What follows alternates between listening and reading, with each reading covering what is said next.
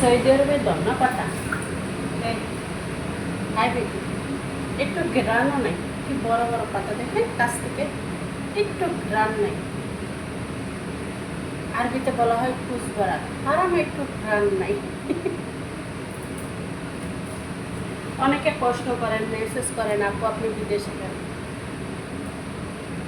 আপনার কি স্বামী নাই? সবই আছে, স্বামীও আছে, বিদেশে কেন? একটা প্রতারককে বিয়ে করছিলাম অনলাইনে পরিচয়ে কাউকে বিয়ে করতে নেই, ঠিক আছে? অনলাইনে পরিচয়, আমাদের বাড়িতে বিয়ের প্রস্তাব নিয়ে বিয়ে হয়েছে, কিন্তু এর ফ্যামিলিটা যে এত ভদ্র ফ্যামিলি আমার আগে জানা ছিল, ঠিক আছে? অথচ হুজুরের বংশ, আমার বড় বাসু হুজুর, আমার শ্বশুরও নাকি হুজুর ছিল, তার ছেলের বলছিল। দেখেন কি কপাল, সে বিদেশি কথা হলো হুজুরের ছেলের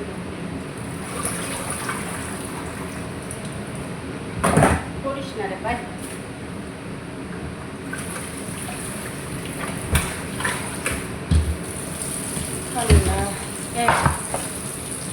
চাটনি বানাবো, চাটনি বানাবো। এটা হচ্ছে ফিলফিল রুমি, আরবিতে বলা হয় ফিলফিল রুমি, আর বাংলায় বলা হয় ক্যাপসিকাম। আমার পছন্দের খাবার এটা,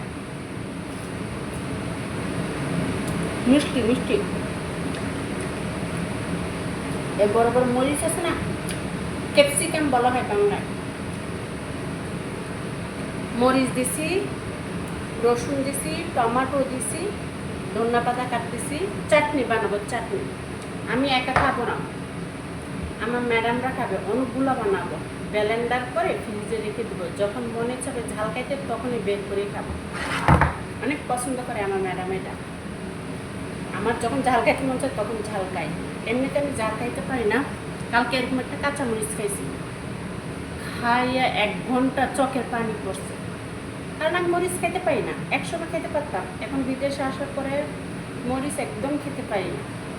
মরিচ খেলে বুক জ্বলে। আরেকটা জিনিস দেখায়, দেখেন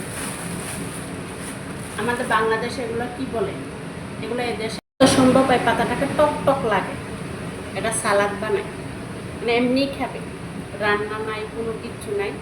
টমেটো দিব, শসা দিব, ধনিয়া পাতা দিব, সব কিছু দিয়ে লেবু রস দিয়ে সালাদ বানাবো। এটা ওরা মজা করে খাবে।